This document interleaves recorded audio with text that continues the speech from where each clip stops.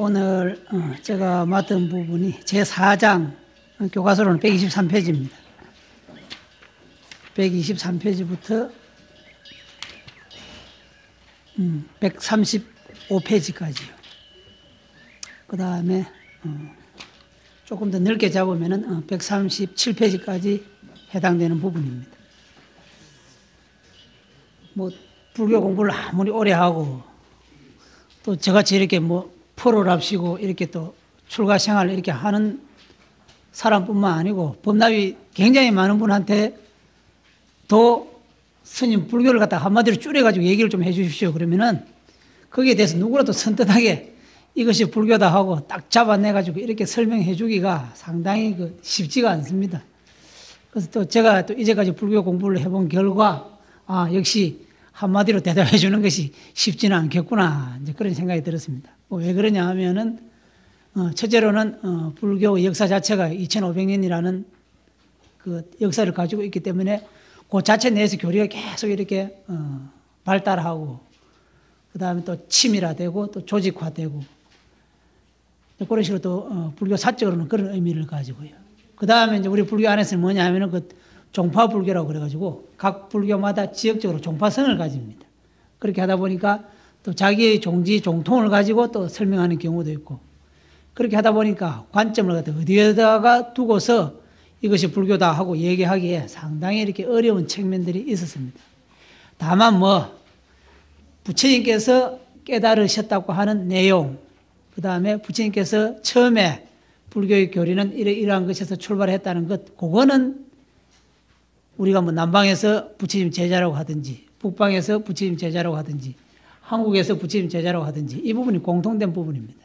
그래서 이제 학자들이 말할 때, 불교의 근본 교리다. 근본 불교, 그러기도 하고요. 처음으로 시작했다고 그래가지고, 원시 불교라고 그렇게 얘기도 하고요. 그래서 이제 이 이름을 갖다가 뭐로 붙일 것인가, 부처님 당시에 불교를 갖다가 그럼 뭐라고 이름할 것인가를 놔두고 이제 학자들 간에 토론을 벌였습니다. 그래서 이제 한 분이 부처님 당시에 불교를 그러면 근본 불교라고 이름을 하자. 그래 이제 이야기를 했습니다. 그랬더니 반론을 제기하는 학자가 아니 근본 불교라고 그러면 지말 불교도 있단 말인가? 이래 된 거예요. 근본이라는 말 자체가 뭐예요? 지말에 대한 상대적인 말이죠. 그러니까 근본 불교라는 말은 맞지 않다. 그래서 근본 불교라는 말을 써서는 안 된다. 이제 이렇게 반론을 제기했습니다. 또 원시 불교 또 한쪽에서는 또 이렇게 이야기하고 있습니다. 그랬더니 그럼 뭐야 현대 불교가 또 있단 말인가? 그 부처님 당시에는 원시 불교고 지금은 현대 불교고 그러면 그 불교하고 이 불교가 또 다르다는 말인가? 그래서 원시라는 말도 맞지 않다. 그럼 도대체 뭐라고 그럴 것인가? 그럼 뭐 가장 가치 판단에 들어가지 않는 표현이 뭐가 있느냐? 초기 불교라고 하자. 그건 아무 의의가 없잖아요.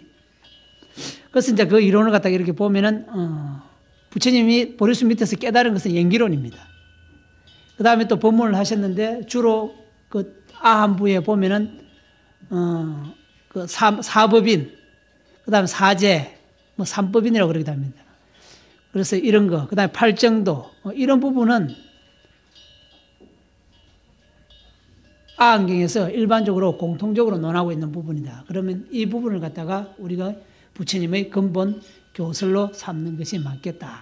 그래서 여기에서 그 불교의 복잡다단한 모든 이론들이 사실은 퍼져나옵니다. 그래서 이것만 정확하게 이해하고 있으면은 불교가 그렇게 한마디로 줄여서 난해하지도 않다는 거죠. 그래서 이 부분에 대해서 명확한 이해가 누구든지 적어도 부처님 제자라면은 누구든지 설명을 해줄 수 있어야 됩니다. 그래서 오늘 짧은 시간이지만은 제가 그 부분을 갖다가 가장 최대한 이해가 잘 되게끔 그렇게 설명을 좀 해보려고 합니다. 그래서 가능한 한 좀 쉬운 말로 그렇게 설명을 좀 해보도록 하겠습니다.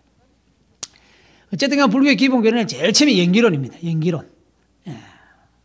그래서 연기라는 말은 뭐 줄여놓은 말이죠. 인연, 소기, 인은 씨앗 할 때 인자입니다. 연은 인연할 때 연자고요. 소, 바소자, 기, 일어날 기자. 그래서 연으로 인하여서 일어나는 것, 그런 말이거든요. 연으로 인하여서 일어나는 것, 인연, 소기의 준말이거든요. 그래서 뭐냐 하면은 존재하고 있는 모든 것, 이 세상에 존재하고 있는 모든 것은 뭐 혼자 독자적으로 존재하고 있는 것이 아니라 관계성 속에서 존재하고 조건의 모임으로 존재한다. 이런 말을 이제 했습니다. 그래서 존재하고 있는 모든 것은 독자적으로 존재하고 있는 것이 아니라 관계성 속에서 존재한다. 그 다음에 뭐 조건의 모임으로 존재한다. 그런 개념으로 부처님은 이 세상 만물의 존재를 그렇게 이해를 했습니다. 그게 뭐냐? 깨달음의 내용이죠. 그래서 이 세상에 모든 존재하고 있는 것은 서로 관계성 위에, 그 다음에 조건성 위에 존재하는 것이다. 그래서 이제 뭐 이 연기가 얼마나 중요한 개념인지 부처님이 이렇게 이야기했습니다. 연기를 보는 자가 법을 보고, 법이라는 말은 우리 불교에서 법이라는 말을 쓸 때 진리라는 말입니다. 그래서 이 연기의 이치를 보는 자는 진리를 보게 될 것이고, 그 진리를 보는 자는 나를 보는 것하고 똑같다 그랬습니다. 그래서 이 연기라는 개념을 갖다가 부처님은 굉장히 중요하게 생각했고, 실질적으로 뭐 당신의 깨달음의 내용이라는 거죠. 자, 이제 예를 한번 들어보겠습니다. 말이 너무 복잡한데. 장작이 있습니다. 장작이 있는데, 우리는 장작 그래가지고 난로 이어가지고 불 떼는 거, 요 하나만 생각하고 있죠. 그랬는데, 이제 집에 이제 장작을 이렇게 이제 많이 쌓아놨습니다. 그래서 이제 도시에서 이제 친척의 조카들이 이제 놀러 왔습니다. 그럼 조카들은 뭐예요? 장작을 쳐다보고 장작이나 생각을 안 하죠. 왜? 집에서는 뭐예요? 기름을 떼고, 뭐 가스를 떼고, 전기를 가지고 가열을 하니까 장작에 대한 개념이 없는 거예요. 그래서 이제 조카 A하고 조카 B가 뭐 장작을 하나씩 들고 둘이서 이제 칼싸움을 하는 거예요. 그럼 장작이 뭐가 돼요? 그 두 사람한테는 뭐가 됩니까? 칼이 되는 거예요. 그 다음 뭐, 또 조금 빌란 사람이 그걸 가지고 뭐예요? 또 깎아가지고, 이제 그 중에서 또 이렇게 이제 좀 손에 기술이 있는데 조카가 C가 있었습니다. 그래서 그놈은 뭐, 이제 깎아가지고 자치기를 만들었습니다. 그래가지고 이래 해가지고 두드려가지고 이제 그 자치기를 합니다. 이래 되면 뭐예요? 장작이 자치기가 되는 거죠. 그래서 우리가 장작은 장작이다. 이래 하면은 장작에 대해서 연기적으로 이해하는 게 아니에요. 장작은 때에 따라서 뭐, 애들한테는 나무 칼이 될 수도 있고, 그 다음에 재주 있는 사람한테는 자치기가 될 수가 있는 거죠. 이게 그 장작이라는 것을 갖다가 연기적으로 이해하는 겁니다. 이러면 뭐예요? 상상력이 무궁무진해지겠죠. 장작은 장작이다. 이러면 뭐예요? 연기의 관계에서 이해하는 게 아니라는 거죠. 그래서 장작은 경우에 따라서 장작일 수도 있지만은 장작이 아닐 수도 있다. 그 다음에 자, 장작을 가지고 불을 뗐습니다. 그럼 뭐예요? 장작에서 불이 막 붙겠죠. 그럼 어떻게 됩니까? 우리는 불이 있는 걸로 생각하잖아요. 그런데 그 불을 갖다 없애려면 어떻게 해야 돼요? 탈 수 있는 것을 갖다 없애버리면 불이 없어지겠죠. 그 다음 두 번째는 뭐예요? 산소가 통하지 못하게 하면 불이 꺼져버리죠. 셋째로는 뭐예요? 온도를 낮춰버리면 불이 꺼져버리죠. 그래서 뭐예요? 불이라고 하는 것도 뭐예요? 산소와 장작 탈 것과 충분한 열이 있어야 붙는 거죠. 그래서 뭐예요? 불이라고 하는 것도 조건의 모임이라는 거예요. 집에 불났을 때 한번 보십시오. 전혀 탈 수 없는 게 타거든요. 그처럼 뭐 불이라는 것도 꼭 장작에서만 일어나는 것이 아니라 주변의 조건 때문에 뭐든지 다 탄다는 거예요. 이게 불을 연기적으로 이해하는 겁니다. 근데 무슨 말인가 알아듣겠죠? 그래서 연기라고 하는 것은 뭐 모든 것이 조건의 모임이라는 거죠. 그래서 사물이 실제하고 있는 것이 아니고 그 사물이 하나가 실제하기 위해서는 뭐 주변의 조건의 모임이 있어야 실제를 한다는 거죠. 이래 되니까 뭐예요? 사물을 갖다가 그 사물이라고 할 수 있는 실체성이 없다는 거예요. 그 사물이라고 할 수 있는 고유성이 없다는 겁니다. 자, 이제 제가 원철인데요. 행자 때도 원철이었고, 강원에 하기들이 있을 때도 원철이었고, 지금도 원철이었고, 이러면 원철이라고 부르죠. 그런데 행자 때의 지금 저와 학인 때의 저와 지금 여러분 앞에서 이렇게 좀 법을 펴고 있을 때 제가 뭐예요? 다르잖아요. 이름은 물론 원철이라고 부르죠. 편히 해가지고. 그래서 이름만 붙여놓은 겁니다. 안에 내용은 늘 바뀌어가는 거예요. 그래서 뭐 실질적으로 남들이 나보고 원철이라고 하지만 원철이라고 할 수 있는 실질적인 모습이 뭐냐? 이걸 갖다가 찾아내는 것이 쉽지 않다는 거죠. 그래서 시간적으로도 계속 변해가고 있고 조건적으로도 계속 변해가고 있다. 이게 연기의 원리입니다. 그래서 연기를 갖다가 뭐뭐에 대하여서 뭐뭐라는 관계에서 뭐뭐과 더불어 생기는 것 이런 뜻입니다. 연기가. 그래서 뭐 모든 것은 다른 것과의 관계성 속에서 존재를 하고 있는 것이다. 이게 뭐 부처님의 가르침이죠. 이게 왜 우리 불교에만 있는 고유이론이라요. 부처님이 발견한 진리입니다. 그럼 그전에는 뭐 우리가 일반적으로 사물이라고 하는 것은 뭐 고정된 실체가 있는 걸로 이해를 했던 거죠. 그래서 부처님이 나와서 그게 아니다. 존재하고 있는 모든 것은 뭐 관계성 속에서만 존재하는 것이다 하는 이론을 이제 내놓은 거죠. 물론 처음에는 잘 안 받아들여졌겠죠. 그런데 세월이 지나가면서 부처님 이야기가 맞구나 하고 결국 뭐 이 불교의 진리가 보편적 진리로 통용이 되게 된 것입니다. 그래서 이제 안경 안에 아주 이제 유명한 이야기가 있습니다. 차유고 피유, 차기고 피기 하는 이야기 있습니다. 차유, 이것이 있는 고 까닭에, 그래 되죠. 이것이 있는 까닭에, 차, 이 차자입니다. 이것이 유, 있을 유자죠. 이것이 있는 까닭에, 피, 저 피자죠. 저것이 유, 있고. 차, 이것이 기, 일어날 기자입니다. 이것이 일어나는 고 까닭에, 피, 저것이 기, 일어난다. 이 안경은 아주 유명한 이야기입니다. 아마 이 이야기를 많이 들어보셨을 겁니다. 그래서 뭐, 다른 것에서 의존하는 것이 자기 존재의 조건이다. 그 말입니다. 이래 되면 뭐예요? 우리 불교에서 자연스럽게 자타불이라는 말이 자연스럽게 나오죠. 이 개념이 뭐, 연계의 개념이 대성불교 쪽으로 가면은 자타불이가 되는 거예요. 나와 남이 둘이 아니다. 그래서 뭐, 나라고 하는 것도 조건의 모임이기 때문에 그런 이야기죠. 그래서 이제 앞에 그 차유고 피유, 그 다음에 차기고 피기, 말은 똑같은데 그 말을 갖다가 분석을 해보면 똑같은 말이 아닙니다. 전혀 다른 상황에서 관점을 달리하는 설명입니다. 이것이 있을 때 저것이 있고, 이것은 뭐예요? 공간적인 설명이에요. 존재하고 있는 사물에 대한 공간적인 설명. 그 다음에 뭐, 이것이 일어날 때 저것이 일어난다. 이것은 뭐예요? 시간적인 의미예요. 그래서 앞에 것은 연기를 갖다가 공간적으로 설명한 것이고, 뒤에 것은 연기를 갖다가 시간적으로 설명한 것입니다. 그래서 부처님의 깨침의 내용이 바로 연기다. 그럼 이렇게 간단한 연기를 갖다가 뭐 좀 더 조직적이고 좀 더 이해하기 쉽도록 이렇게 이제 나눠난 것이 뭐 삼법인 혹은 사법인, 사제 이렇게 되는 겁니다. 그래서 이 연기라는 개념만 이해가 되면은 자연스럽게 밑에 뭐 사법인이라든지 그 다음에 사제라든지 이런 것들이 자연스럽게 이해가 되게 되어 있습니다. 그래서 연기라는 말로 충분하게 설명이 안 되니까 사법인, 사제 이런 말들을 통해서 좀 더 자세하게 설명하고자 하는 부분입니다. 사법인, 법인이라는 말이 나왔네요. 우리가 뭡니까? 계약서 같은 거 찍을 때 제일 마지막에 뭐예요? 도장을 쾅 찍죠. 그래야 계약서가 효과를 발휘하죠. 그 다음 뭐예요? 도장을 찍을 때 뭐예요? 좀 선명하게 찍죠. 우리가 이제 해인산매라는 말이 있는데, 해인사에서는 아마 귀에 못이 않도록 들었을 겁니다. 그 뭐예요? 바다에 물이 고요해지면은 세상에 있는 그 산의 모습이, 뭐 바다는 비유가 조금 그거 하니까 호수를 비유합시다. 호수에 물이 잔잔하면 뭐예요? 산의 모양이 있는 그대로 다 비춰버리죠. 그럼 뭐예요?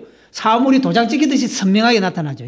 그래서 마음을 갖다가 고요하게 쉬는 것이, 호수가 고요하게 쉬는 것처럼 상태가 되면 뭐예요? 사물이 있는 그대로 비친다. 그래서 그게 이제 인이라는 말로 쓰는 거거든요. 그래서 인은 그 도장, 그다음에 진리 그런 의미도 있고요. 그런 진리가 되기 위해서는 뭐 뭔가 새로운 뭐 이런 것이 아니고 있는 사물을 갖다가 있는 그대로 굴곡 없이 비출 수 있는 것, 그 자체가 진리다 그 말입니다. 그래서 인이라는 말을 썼습니다. 그래서 네 가지 변함없는 진리 보통 그렇게 이야기합니다. 그래서 법이라는 말을 갖다가 여러 가지 용도로 쓰는데, 그래서 우리 불교에서는 뭐 법이라는 말을 쓸 때는 진리. 두 번째로는 또 뭐로 쓰느냐 하면은 존재라는 말로 써야 돼요. 존재. 그래서 우리 불교에서 법이라고 쓸 때는 진리 혹은 존재라는 의미로 쓴다. 그래서 우리가 사법이나 할 때 그 법은 뭐 진리의 뜻으로 쓰인다. 그 말입니다. 그래서 사법인은 우리 부처님이 연기를 갖다가 네 가지로 나누어서 설명을 한 것입니다. 제일 먼저 나오는 것이 뭐? 재행무상입니다. 재행무상. 그래서 행은 뭐예요? 가만히 서 있는 것 갖다가 행이라고 안 그러죠? 걸어가는 것을 갖다 행이라고 그러죠. 고정되어 있지 않는 것, 그런 뜻입니다. 그래서 모든 행, 시간적으로 끊임없이 변해가는 거죠. 그래서 모든 존재하고 있는 것은 뭐, 재행, 모든 존재하고 있는 것은 행, 시간적으로 무상, 고정되어 있지 않다. 상, 항상 된 것이 없다. 변하지 않는 것이 아무것도 없다. 그 말입니다. 그래서 정신적, 물질적 일체 현상은 시간적으로 끊임없이 변해간다. 맞는 것 같아요. 사람 몸의 세포가 그 의학자들의 얘기를 빌면 한 1년만 있으면 다 교체가 된대요. 그러니까 1년 전에 내 몸을 구성하고 있었던 세포는 1년 후에 되면 다 없어지는 거예요. 그것처럼 뭐 모든 것은 시간이 지나가면서 끊임없이 변해갈 수밖에 없는 거죠. 그래서 뭐 재행무상이라는 말은 연기를 갖다가 시간적으로 설명한 말입니다. 그래서 모든 것은 시간적으로 서로서로 연기관계성 위에서 이루어질 수밖에 없다. 그게 재행무상입니다. 두 번째로 나오는 것이 제법무아 그랬습니다. 제법무아. 그런데 이 제법 할 때 이 법은 앞에 사법이나 할 때 그 법하고는 글자는 같지만은 뜻이 다르죠. 여기서 제법은 존재라는 뜻으로 봐야 돼요. 존재하고 있는 모든 것. 그거 갖다가 법으로 보는 거죠. 그래서 우리 불교를 갖다가 공부할 때 가장 큰 난제 중에 하나가 그 단어가 이 말 속에서 어떠한 뜻으로 쓰여져 있는가. 이걸 이제 잘 잡아내야 돼요. 그래서 사법이나 할 때도 법이라는 말을 썼고, 제법무아 할 때도 법이라는 말을 썼는데, 제법무아 할 때 그 법은 존재의 의미로 봐야 되는 거죠. 그래서 제법, 모든 존재하고 있는 것. 그 말입니다. 모든 존재하고 있는 것. 모든 존재하고 있는 것은 아라고 할 것이 없다. 아라는 말을 갖다가 현재 지금 용어로 번역하면은 보통 그 불교학자들이 본질로 번역합니다. 그래서 모든 존재하고 있는 것은 본질이라고 할 수 있는 것이 아무것도 없다. 변하지 않는 것. 우리는 뭐예요? 20년 전에 제가 행자 때 원철이나 학인 때 원철이나 지금 강사를 하면서 원철이나 다 똑같은 원철이라고 생각하는데 실질적으로 그 원철이가 아니라는 거죠. 그럼 우리가 그냥 편의상 이름을 붙여놓은 겁니다. 이름이 아니라 그 이름이 건강경이 아니라 그 이름이 건강경이다. 그런 말을 쓰죠. 그래서 우리가 편의상 어쩔 수 없이 이름을 붙여놓은 것이지 그 이름이 어떠한 특정자에게 고정적으로 본질이 있기 때문에 붙여놓은 이름이 아니라는 거죠. 그래서 불교의 모든 이름은 방편적으로 붙여놓은 거예요. 그래서 가명이라고 그래요. 그래서 제법무아라는 말은 현상계에 존재하고 있는 모든 것은 공간적으로 다른 존재와 관계성 위에서만 존재할 수 있는 것이지 자기 혼자서 독자적으로 존재할 수는 없다. 이게 제법무아입니다. 그래서 재행무상은 시간적 연기, 그 다음에 제법무아는 공간적 연기. 그렇다고 해서 없는 건 아니죠. 그래서 이 재행무상하고 제법무아를 갖다가 대승불교에서는 뭐라고 그러냐고 공이라는 말로 표현하는 거예요. 우리가 공 그러니까 제로 생각하는데 공이라는 개념은 제로라는 개념이 아니고 고정되어 있지 않다 그 말입니다. 그래서 이 초기 불교의 재행무상과 제법무아라는 말이 대승불교에 오면서 한마디로 줄여놓은 말이 공이라는 말입니다. 공이라는 말도 바꾸면 연기라는 말이죠. 연기이기 때문에 공이라는 거죠. 그래서 고정되어 있지 않는 것, 변해가는 것, 조건 위에서만 존재하는 것, 관계성 위에서만 존재하는 것, 이것을 갖다가 한마디로 줄여서 표현하면은 공으로 표현을 하는 겁니다. 그래서 공간적인 연기와 시간적인 연기를 갖다가 한마디로 합해 놓은 것이 대승불교에서 공이라는 개념입니다. 자, 이제 공이라는 개념을 갖다 생활 속에서 한번 적용을 시켜보겠습니다. 자, 내가 뭐예요? 내 아들한테는 아버지죠. 우리 아버지한테는 뭐예요? 아들이 되는 거죠. 조카들한테는 뭐예요? 작은아버지가 되는 거예요. 그것처럼 나라고 하는 것도 보는 사람에 따라서 전부 다 나를 다르게 보는 거죠. 그럼 뭐예요? 아버지한테는 자식으로 역할을 다 해줘야 되는 거죠. 아들한테는 아버지로서 역할을 다 해줘야 되는 거예요. 뭐예요? 때와 상황의 조건에 따라서 끊임없는 자기의 역할에 대한 바뀜이 있어야 되는 거죠. 그래서 그 상황에서 가장 최선의 삶을 사는 건 이것도 부처님의 연기적 원리에서 사는 거라는 거죠. 그럼 뭐예요? 끊임없는 자기 개발이 있어야 되겠죠. 그래서 이 세상의 모든 것이 연기하고 있기 때문에 재행무상하고 제법무아한데 이 이치를 모르니까 뭐예요? 일체계고예요. 모든 고의 원인은 존재하고 있는 존재하고 있는 것에 대한 이해 부족이죠. 우리 대표적인 거 이야기하겠습니다. 아이고, 내가 젊었을 때는 했는데 나이가 좀 들니까 뭐예요? 젊은 거 생각하죠. 근데 자기가 처음부터 젊었습니까? 아니었잖아요. 젊은 것도 나고 지금 늙어 있는 나도 나죠. 자, 이제 그래가지고 내가 사업을 했으니 돈을 많이 벌었습니다. 처음부터 돈을 가지고 온 게 아니잖아요. 근데 이제 돈을 좀 많이 벌어가지고 한눈 파느라고 주식에다 투자를 했는데 몽땅 날렸다. 예를 들면 이래 된 겁니다. 그럼 뭐예요? 돈이 없어졌잖아요. 그럼 뭐예요? 돈이 있은 것만 생각하죠. 그래서 우리가 이런 것들을 이렇게 통해서 뭐예요? 자꾸 고정적 관점에서 봐버리는 거죠. 그러니까 뭐예요? 고가 따를 수밖에 없겠죠. 그래서 뭐 재행무상과 재법무화하는 존재 원리에 대한 무지, 이게 이제 우리 불교에서 얘기하는 삼독 중에서 탐진치할 때 어리석음이에요. 무지가. 그래서 이런 것에 대한 무지로 인해 가지고 뭐 상과 고정되어 있다는 것, 그 다음에 나라고 하는 것, 아이고 내가 전에는 뭐 많은 사람을 호령을 했었는데 지금은 뭐 하나도 없고, 예를 들면 그죠? 그래서 나에 대한 욕구의 부정으로 모든 것을 갖다가 괴롭게 느끼기 마련이다. 그런데 우리가 이제 고고 그러니까 스님 즐거운 것도 있지 않아요? 물론 즐거운 것도 있죠. 그런데 부처님이 문제로 삼은 것은 고를 갖다 몇 가지 나눠가지고 설명을 하죠. 그래서 이제 고자를 2개 써가지고 고고성 그래요. 고고성. 그것은 뭐 본래부터 괴로운 거예요. 옆에 와가지고 누가 와서 손톱을 가지고 한번 꽂아봤습니다. 그건 뭐예요? 아프잖아요. 이거는 부처님이 별로 문제 삼은 고가 아니에요. 이건 고고성. 부처님이 문제 삼은 고는 그런 고가 아니고 행고예요. 행고. 시간적으로 변해가는 거에서 느끼는 고. 그 다음에 두 번째로 부처님이 문제 삼은 고는 뭐 괴고입니다. 공간적으로 있던 것이 점점 없어지는 데서 느끼는 고. 시간적으로 변해가는 데서 느끼는 고. 그 다음에 고정되어 있던 물질이 점점 없어져 가면서 느끼는 고. 그 2가지입니다. 그럼 뭐예요? 돈이 있다가 없어지는 것은 뭐예요? 그건 괴고예요. 괴고. 그 다음에 뭐 나이가 들어가지고 느끼는 고는 뭐예요? 그건 행고예요. 그래서 부처님 문제 삼은 것은 이 2가지 고입니다. 이 2가지 고. 그래서 그 고를 갖다가 부처님 문제 삼은 것은 시간적으로 변해가는 것에 대해서 느끼는 고. 그 다음에 공간적으로 변해가는 것에 대해서 느끼는 고. 이 2가지 고가 실질적으로 불교에서 문제로, 부처님이 문제로 삼았던 고라는 거죠.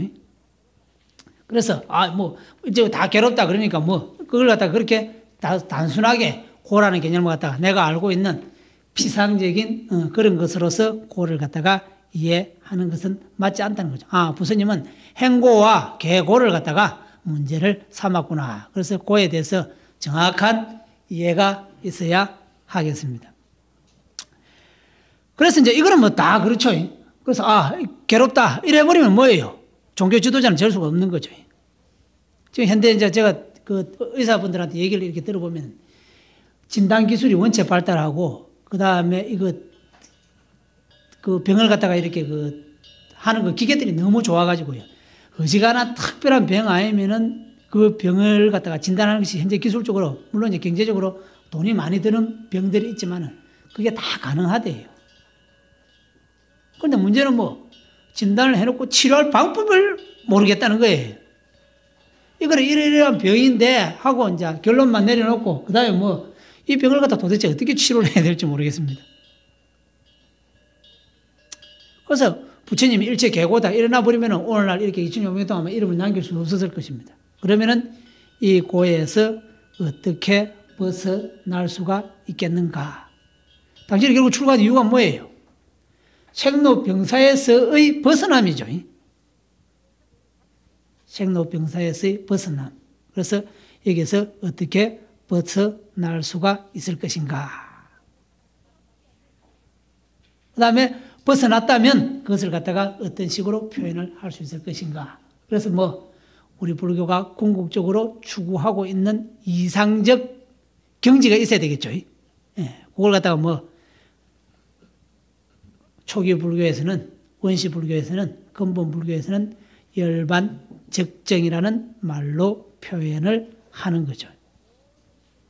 그래서 모든 존재하고 있는 원리, 거기에 대한 이해가 되어버리면 어떻게 됩니까? 자연스럽게 탐진치가 소멸하겠죠. 탐진치가 소멸을 하게 됩니다. 그럼 뭐예요? 마음이 편안해지는 경지가 나타난다. 그것을 갖다가 이제 그 사법인 속에서 설명할 때는 열반 적정이라고 표현을 합니다. 그러면 선생님 고가 필요 없습니까? 고가 필요 없는 건 아니에요. 이러한 고가 있기 때문에 이 고에서 벗어나야 되겠다는 생각을 하게 되겠죠. 그럼 뭐예요?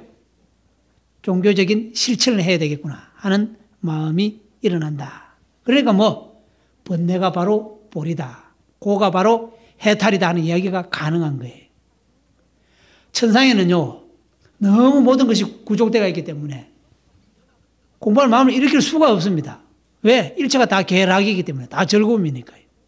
그런데 문제는 뭐, 천상세계는 복이 다 하면은 다시 지옥세계로 떨어져 버리죠. 그것도 이제 복진 타락 그래요. 그래서 복이라고 하는 것은 어느 정도의 그 복이 과의 힘이 있을 때까지는 그 복이 계속 유지되지만은 그것이 뭐 다 하면은 결국 또 다시 뭐 다른 보에 떨어지는 거죠. 그래서 이것은 뭐 영원한 개념이 아니에요. 그다음 우리 이제 흔히 이제 삼재팔란 그러는데 뭐 딴 거는 다 놔주고 팔란 중에 하나가 뭐냐 하면은 진리에 대해서 공부를 해야 되겠다는 생각이 없는 거. 이게 팔란이에요. 뭐예요? 천상세계에 살고 있으면 뭐 고가 없기 때문에 고에서 벗어날 생각을 안 하는 거죠. 살고 있을 동안은. 그래서 뭐 천상세계는 너무 조건이 좋아가지고 공부할 마음을 일으키지 못하고 지옥세계는 뭐 너무 괴로워가지고 또 공부할 마음을 일으키지 못한다. 그럼 뭐 가장 공부할 마음을 일으키는 것이 뭐 인간세계다. 그런 말을 합니다. 그래서 인간세계는 뭐 고와 락이 적당하게 함께 존재하고 있는 거죠. 그래서 락이라는 개념을 갖다 모르면은 고라는 개념에서 벗어나야 되겠다는 생각이 있을 수가 없겠죠.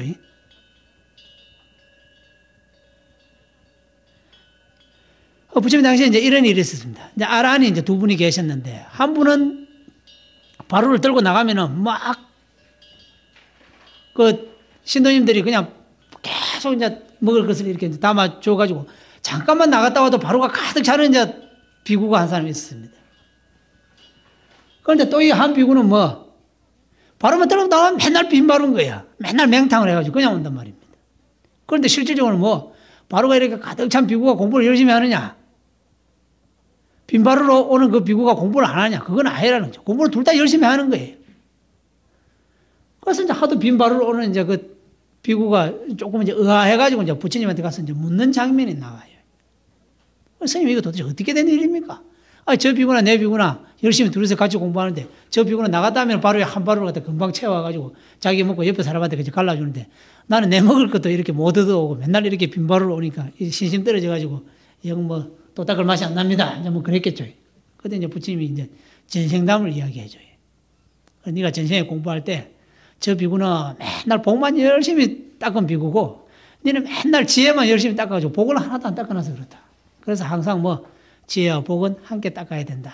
그런 이야기를 해줘요.